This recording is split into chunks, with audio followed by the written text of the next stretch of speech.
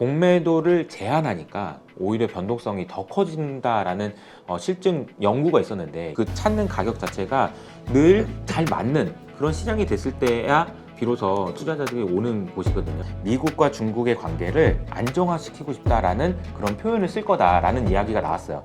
아마도 두 사람의 만남 전에는 기대감이 커지는 구간이 있지 않겠냐라는.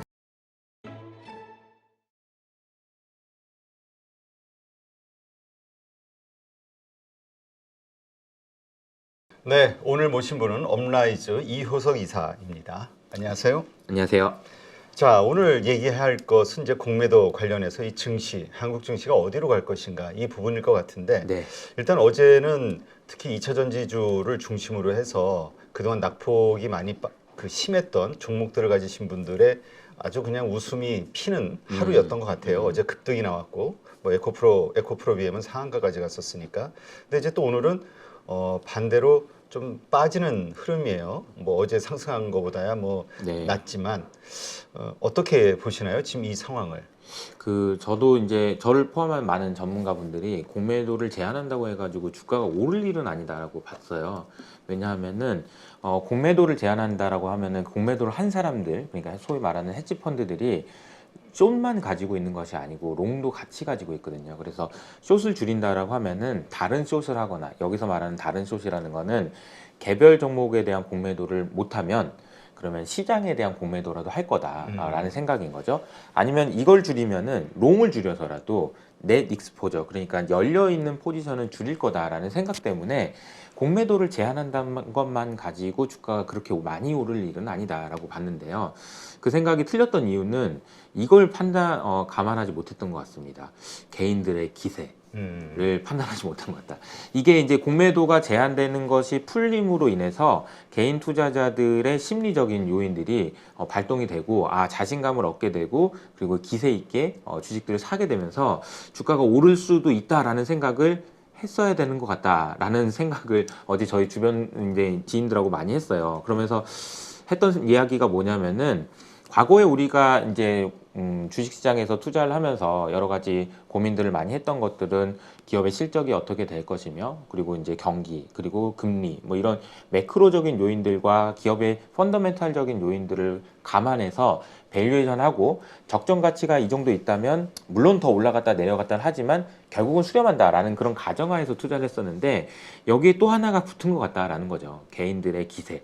그러니까 개인들이 어떤 생각들을 가지고 투자를 하는지에 대한 생각들도 해야 되는 거 아닌가라는 생각이 들어가지고, 이게 투자하기가 점점 더 쉽지 않구나 이런 생각을 하게 되는 그런 하루였던 것 같습니다. 그러다가 어제는 또 올라서 사이드카인데 오늘은 또 내려서 사이드카잖아요. 그러니까 이 이야기는 무슨 얘기냐면은 가격의 변동성이 매우 크다라는 얘기예요. 그렇죠. 원래 이제 공매도를 제한할 때 금융위원장이 얘기하셨던 게 뭐냐면은, 그러니까 공매도 때문에 종목의 변동성이 너무 커진다, 지수의 변동성이 너무 커진다, 그래서 공매도를 제한한다라고 얘기하셨지만, 그 부분에 대해서 기자분 중에 한 분이 이런 질문을 하셨어요. 자본시장연구원에서 얼마 전에 나온 보고서에 보면은 공매도를 제한하니까 오히려 변동성이 더 커진다라는 실증 연구가 있었는데, 이 부분에 대해서 어떻게 생각하냐라고 질문을 하셨거든요. 근데 그 말이 정확하게 맞죠. 과거에 물론 최근에 한 두 달 동안에 주가가 많이 빠졌어요. 힘들었죠. 근데 그럼에도 불구하고 음봉을 보면 지금처럼 크진 않아요. 그러니까 공매도가 없었을 당시에 이 정도로 이렇게 빠졌다면 이번에는 이런 식으로 하다 보니까 변동성은 확실히 더 커졌다라는 걸 알 수 있고, 이것이 과연 옳은 것인가, 그리고 이것까지 예상하고 했던 것인가라는 부분에 대해서는 비판의 여지가 분명히 있다라고 생각합니다. 지금 근데 어저께는 오히려 개인들이 1조 넘게 매도를 했단 말이에요. 그리고 외국인이 좀 매수를 하고, 그래서 이게 좀 쇼커버 아니냐, 네네. 이런 어떤 아니면 환매를 한 거 아니냐, 그렇죠. 그런 이야기들이 좀 많이 나왔단 말이죠. 네네. 그래서 앞으로 개인들이 기대하고 있는 거는 계속해서 이 쇼커버 물량이 지금 어제 나온 것보다 훨씬 많은 양들이 있으니까 지속적으로 상승하는데 모멘텀이 돼주지 않겠냐. 이런 어떤 기대감이었는데, 네. 일단 오늘 시장만 보면은 좀 다른 것 같아요, 환경이. 근데 이게 참 알기가 어려운 것이, 과연 이제 이 두 가지를 알아야 되거든요. 기존에 있었던 헤지펀드들이 가지고 있던 공매도가 얼마나 되는지도 알아야 되고, 공매도를 만약에 가지고 있는 헤지펀드 매니저라고 한번 여러분이 생각해 보세요. 그러면 이분들의 고민은 이런 걸 겁니다. 내가 봤을 때 이 종목은 분명히 빠질 거야. 뭐 지금 안 빠지더라도 6개월 안에는 무조건 빠질 거야. 내년 3월, 4월 지나면 더 많이 빠져가지고 이익이 날 것 같아. 버틸 수만 있으면 버티고 싶어. 라는 포지션이 있다면 가급적이면 안 커버를 안 할 거예요. 왜냐면은 이게 커버했다가 다시 할 수가 없잖아요. 그러니까 가급적이면 그 포지션을 유지하려고 할 거기 때문에 이것을 언제 얼만큼 이제 그 해지를 할 것이냐 이 부분은 상당히 예상하기가 어렵죠. 과거에도 보면은 미국에서 이제 게임스탑 사태 때도 보면은 얘가 이렇게 오를 줄 몰라서 계속해서 공매를 더하다가 헤지펀드가 파산하는 경우까지 났었잖아요. 뭐 그런 경우가 생길 수도 있는 거고 우리나라에서 어떤 일이 생길지를 예상하는 건 상당히 좀 어려운 문제인 것 같습니다. 그래요. 하여튼 참 시장이 어려운 것 같은데 근데 그 아까 얘기하셨듯이 이렇게 숏을 쳤을 때 롱을 잡잖아요. 그 네. 롱이 뭐였을까? 지금 우리는 계속 그게 좀 궁금하거든요. 혹시 그쵸. 이게 좀 이렇게 힌트가 좀 있나요? 저도 이제 과거에 한 4년 정도 헤지펀드 운용을 했기 때문에 제가 이제 헤지펀드 운용을 하면서 갖게 되는 어떤 편향이라는 게 있습니다. 이 편향은 뭐냐면요. 롱을 하는 거는 대체로 퀄리티가 좋은 종목들을 롱을 해요. 그지 오랫동안 가져갈 수 있는 주식이니까. 그렇죠. 숏은요. 어쩔 수 없이 잠깐 들어갔다 나오는 그런 플레이를 할 수밖에 없어요. 왜냐면은 만약에 이게 숏을 했는데 워킹하지 않는다, 즉 주가가 많이 안 빠진다, 그러면 커버를 하는 게 맞아요. 왜냐면은 비용이 많이 들거든요. 그래서 짧게 가져가더라도 어떤 뭐 이벤트라든지 어떤 주가의 뭐 변동할 수 있는 그런 뉴스라든지 이런 거를 예상하고 이렇게 들어가는 경우들이 있어요. 이벤트 드리븐 전략이라고 하는데 그런 전략들은 보통은 퀄리티가 낮거나 아니면은 밸류에이션이 너무 높아서 변동성이 큰 종목들을 숏을 하고요. 그리고 롱을 하는 것들은 대체로 퀄리티가 높고 좀 길게 가져갈 수 있는 종목들을 많이 가져가는 편입니다. 그래서 롱을 하는 종목들은 대부분 아마 대형주들 중심, 그리고 펀더멘탈이 좋은 종목들, 그리고 주가 수준 자체가 낮은 종목들 이런 식으로 이제 롱을 하는 경우가 많죠. 그렇군요. 그렇다면 지금 일어나는 어떤 현상들을 보면서 아 롱이 뭐였구나 이렇게 아직은 예상하기는 좀 그러니까 우리가 좀 감을 잡기는 어렵겠네요. 네, 쉽진 않을 아마 것 그냥 같습니다. 네. 대충 그냥 우량주 쪽으로 그쵸. 그렇게 롱을 잡았을 것이다. 네네네. 알겠습니다. 일단 이번에 그 공매도 관련해서 전격적으로 정부에서 이제 금감원에서 결정을 내리면서 상당한 이 변동폭이 있었는데 어쨌건 이제 그동안 워낙 낙폭이 컸던 그 주식을 들고 있으신 분들 입장에서는 환호할 만한 일이었죠. 근데 이제 문제는 이것이 정말 내년 6월까지 그 개인 투자자들이 생각하는 그 불공정한 운동장이라고 하는 그분들이 전부 해결이 돼야 되는데 이게 정치적 구호로 안 끝나야 될 것 같은 그러면 아마 더 큰 저항이 있을 것 같다는 생각도 들어요. 맞아요. 어쨌든 이게 시작이 됐고 제가 그 공매도 금지하는 영상을 실시간으로 봤는데 금융위원장도 그렇고 금감원장도 굉장히 강한 의지를 보여주셨단 말이에요. 그 보여주셨던 의지만큼이나 이번만큼은 정말로 이 문제점들을 딱 일벌백계 하는 모습도 보여주시고 아무리 뭐 외국계라고 하더라도 정말로 혼쭐이 나가지고 다시는 그런 행동을 못하도록 좀 잘 잡아주셨으면 좋겠다라는 생각도 하게 됩니다. 그리고 무엇보다도 중요한 것은 시장의 이제 가격 발견 기능이라는 거거든요. 그러니까 좋은 시장이 되기 위해서 즉 다시 말하면 우리나라 코스피가 MSCI 선진 지수에 들어가냐 안 들어가냐를 떠나서 그냥 우리나라에 있는 코스피라는 시장 자체가 좋은 시장이어서 많은 투자자들이 나 저기 가면은 뭐 또 사고 팔고 하는 거를 저 시장 가서 하고 싶다. 우리 보면은 어떤 무슨 시장도 있고 무슨 시장도 있잖아요. 근데 저 시장 가면은 가격이 항상 합리적인 그 가격을 주는 그런 시장에 가서 거래를 하고 싶잖아요. 마찬가지거든요. 우리나라 코스피 시장도 가격 발견 기능이라고 하죠. 그러니까 많은 사람들이 공정하게 가격에 대해서 찾아가는 그리고 그 찾는 가격 자체가 늘 잘 맞는 그런 시장이 됐을 때야 비로소 투자자들이 오는 곳이거든요. 그래서 이 부분을 감안했을 때 정부에서 이번에 하는 정책들은 꼭 성공했으면 좋겠다라는 개인적인 바람도 있습니다. 네, 알겠습니다. 일단 올 한 해 증시 어떻게 될 것이냐 여기에 대해서 참 말들이 참 많이 있거든요. 왜냐하면 얼마 전까지만 우리 사실 지난주까지만 해도 정말 비관적이었죠. 미국 증시도 그렇게 힘들었고 그 다음에 여러 가지 그 경기 침체에 대한 우려들도 좀 있었고 일단 하반기 한국 증시에 대해서는 어떻게 보세요? 네, 일단은 지금 최근에 시장이 급반등할 수 있었던 결정적인 트리거를 준 거는 FOMC 회의였던 것 같고요.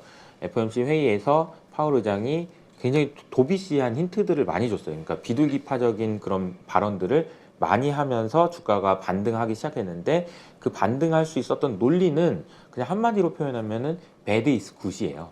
그러니까 안 좋아서 좋다는 거죠.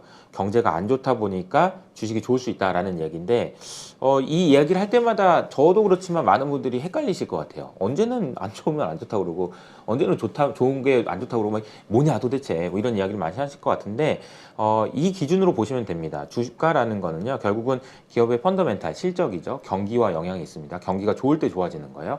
그리고 금리인 거죠. 미래에 있는 현금 흐름을 할인해주는 금리가 낮아질수록 주가가 오른다는 거예요. 근데 경기가 안 좋을수록 금리가 낮아지니까 이 두 가지 요인이 상충되다 보니까 이게 좋으면 주가가 오른다. 이게 좋아야 주가가 오른다. 이게 서로 이제 헷갈리는 구간이 생기는 건데요. 이걸 해결하기 위해서 제일 중요한 건 그러니까 가장 쉬운 방법은 뭐냐면은 둘 중에 지금 어떤 게 변수가 아니고 상수냐라는 거예요. 어떤 게 덜 움직이고 있느냐. 그러니까 지금은 경기에 대한 부분이나 기업의 실적에 대한 부분은 이미 지금 실적 시즌이고 실적에 대한 부분이 확인되고 있기 때문에 이거는 변수가 아니었던 거예요. 근데 이게 변수였던 거죠. 금리가 예상했던 수준은 여기였는데 이렇게 올라갔다가 이렇게 낮아지니까 이 부분이 반영되면서 주가가 오른 거라고 보면 되거든요. 그러면 이게 언제까지 지속될 수 있느냐에 대한 질문에 대한 대답은 이게 어디까지 낮아질 수 있느냐로 연결됩니다. 금리가 여기서 더 낮아질 수 있을까요? 라는 질문이에요. 그 얘기는 다시 말하면은 연준이 뭔가 좀 더 해줄 수 있을까요? 지금 시장에서 바라는 생각은 최근에 내년 6월 달에 금리 인하가 아니고 5월 달에도 금리 인하하는 데까지 앞당겨 왔는데 이게 더 당겨질 수 있을까요? 이 질문이거든요. 근데 이게 좀 가능할지 여부가 좀 아직은 좀 불투명한 상황인 것 같고요. 좀 더 지켜봐야 되는 것 같습니다. 그리고 또 한 가지 이제 안 좋아질 수 있다라는 생각을 할 수 있는 부분은 이제 안 좋은 게 좋은 건데 이게 너무 안 좋은 건 안 좋거든요. 이게 너무 안 좋다라는 표현은 쉽게 표현하면 그냥 경기 침체예요. 그렇죠. 미국 경제가 경기 침체에 빠질 것 같다라는 우려가 생기면 주가는 안 될 겁니다. 그 정도는 아니고 3분기에 너무 좋아서 그 정도 좀 슬로우 되는 정도야 라고 하는 정도면은 오케이. 근데 여기서 경기 침체 얘기까지 나오면은 어려워질 텐데 그런 측면에서 보면은 저는 이번 주에는 이벤트들이 그렇게 많지 않아요. 근데 다음 주 수요일이 되게 중요한 이벤트가 있는 것 같아요. 첫 번째로는 미국의 소매 판매 데이터가 나오는데 이 지표가 매우 중요합니다. 이 지표가 나오고 나서 우리가 보면은 GDP 나오라고 해서 미국의 GDP를 실시간으로 추적하는 데이터가 있잖아요. 그 데이터가 얼마나 많이 흔들리는지를 보셔야 돼요. 지금 1.2%까지 낮아져 있는데 이것이 뭐 1% 이하로 내려간다고 하면 이게 경기 침체인가 이런 생각을 하실 거예요. 그래서 주가가 안 좋을 수 있다라는 측면 하나 하고요. 두 번째로는 다음 주 수요일 근처에 예산안이 다시 또 통과돼야 됩니다. 그렇죠. 지금 셧다운에 대한 이슈가 17일까지죠. 맞아요. 그러니까 예산안 이야기가 또 나와야 돼요. 그 전에 이제 다음 주 중에 이제 정리가 돼야 되고요. 또 한 가지 또 중요한 일정이 하나 있는 게요. 시진핑과 바이든이 에이펙 회의에서 만납니다. 이건 굉장히 중요한 이벤트거든요. 그래서 이 두 사람이 만나는 것이 과연 이제 어떤 결과로 이어질지에 대해서 이제 고민을 하셔야 될 건데 이렇게 지금 이제 실장의 분위기가 좀 좋은 쪽으로 왔기 때문에 아마도 두 사람의 만남 전에는 기대감이 커지는 구간이 있지 않겠냐라는 생각이 들어요. 그리고 이 회담에서 어떤 이야기들이 오고 가는지를 체크해 보셔야 될 것 같습니다. 두 사람이 어떻게 얘기하는지는 알 수 없죠. 근데 그러니까 보통 우리가 지금 기대하는 거는 그걸 통해서 지금 경색돼 있는 세계 경제의 어떤 흐름이 다시 좀 뭐 관세 부분이 됐든 아니면은 그러니까 미국은 중국에 대한 관세 아니면은 뭐 반도체에 대한 규제 해제 그러니까 완화 뭐 이런저런 어떤 아니면 뭐 중국은 미국채에 대한 뭐 네. 매도를 뭐 중단한다든가 네, 사준다든가 네. 이러면은 이제 일단 기본적으로라도 심리가 투자자들의 심리가 뭔가 확 살 거 아니냐 이런 의견들이 많더라고요. 네, 저는 개인적으로는 이 회담을 조금 기대하는 관점에서 좀 보고 있고요. 그 근거가 뭐 한 두 가지 정도 말씀드릴 수 있을 것 같은데 일단은 이번 주에 발표되는 중국의 CPI를 보면은 또 이제 뭐 얘는 디플레이션이에요. 그렇지 지금은. 그러니까 지금 중국의 상황은 지금 녹록한 상황이 아닌 거예요. 그러니까 미국도 되게 힘들지만 중국도 힘들다는 겁니다. 중국의 부동산 문제도 있고 해결해야 될 문제가 한두 가지가 아니에요. 오죽하면 시진핑이 PBOC, 그러니까 중국의 중앙은행 가가지고 어떻게 해야 되는 거냐? 이렇게 물어봤겠습니까?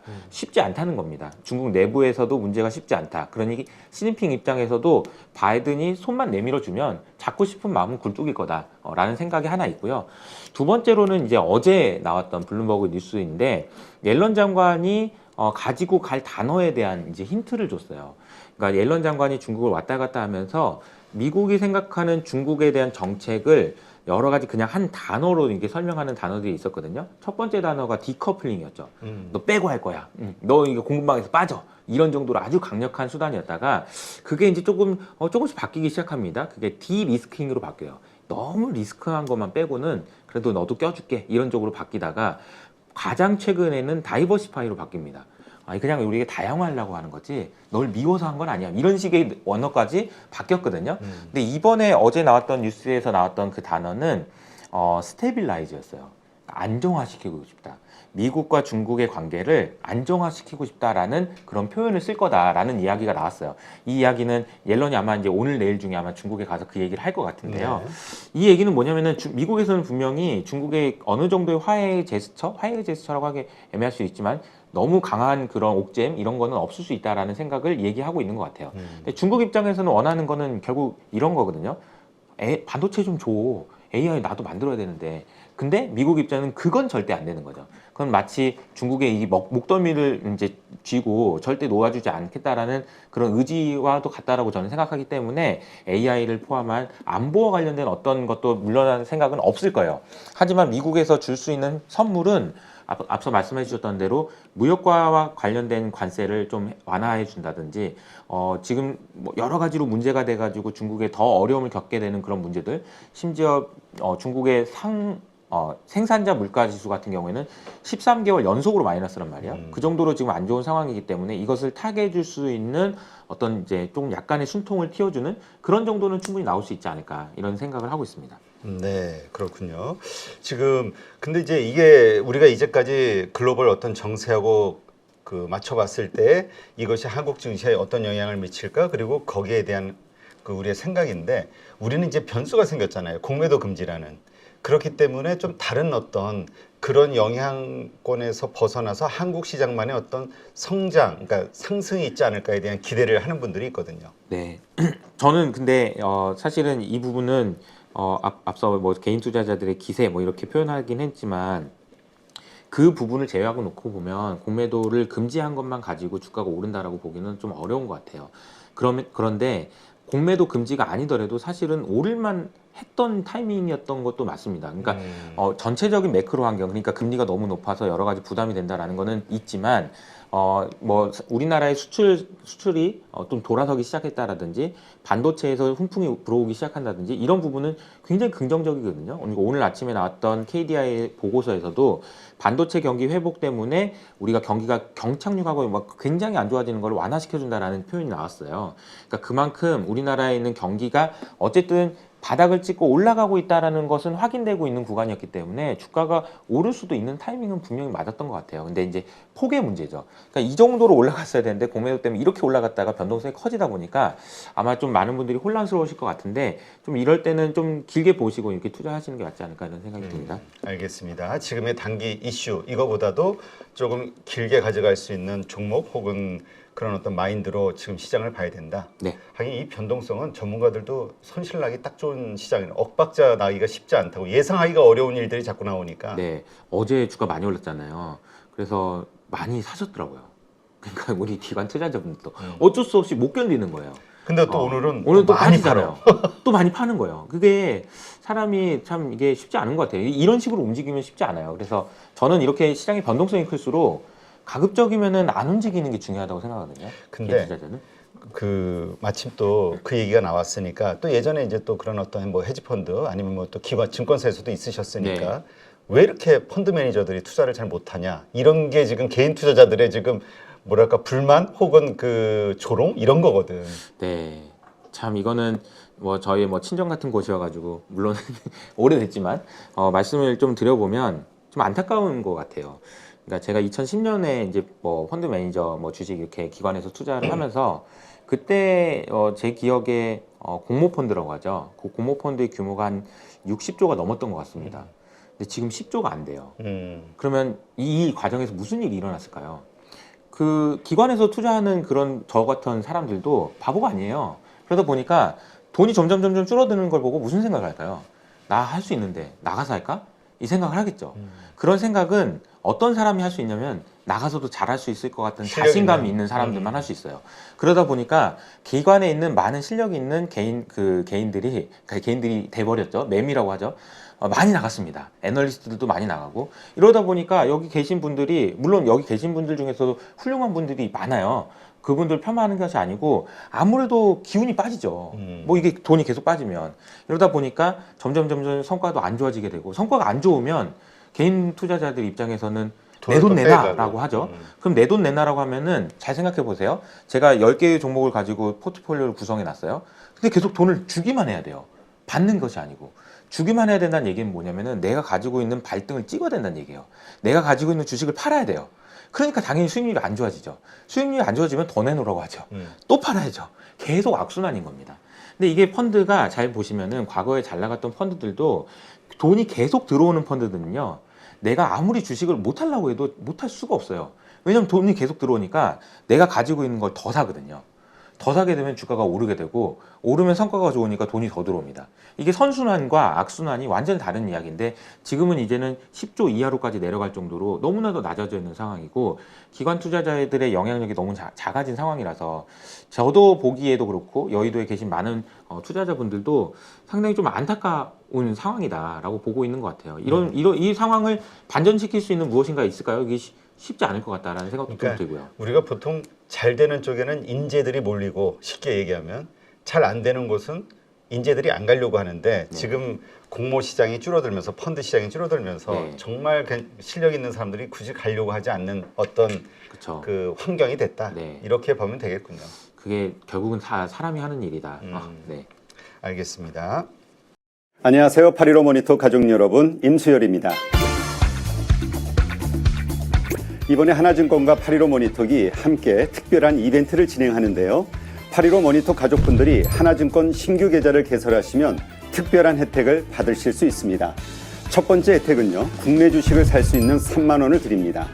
두 번째 혜택은 하나증권과 함께하는 8.15 머니쇼 초청 받으실 수 있는 초청권입니다. 8.15 머니쇼는 특별한 강사진들에 의해 진행되는 프리미엄 세미나로 매회 500분을 초대해서 진행할 예정입니다. 그 외에도 소수점 주식 혜택을 드릴 거고요.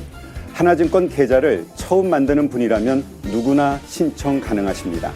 이제 혜택 받는 방법 알려드리죠.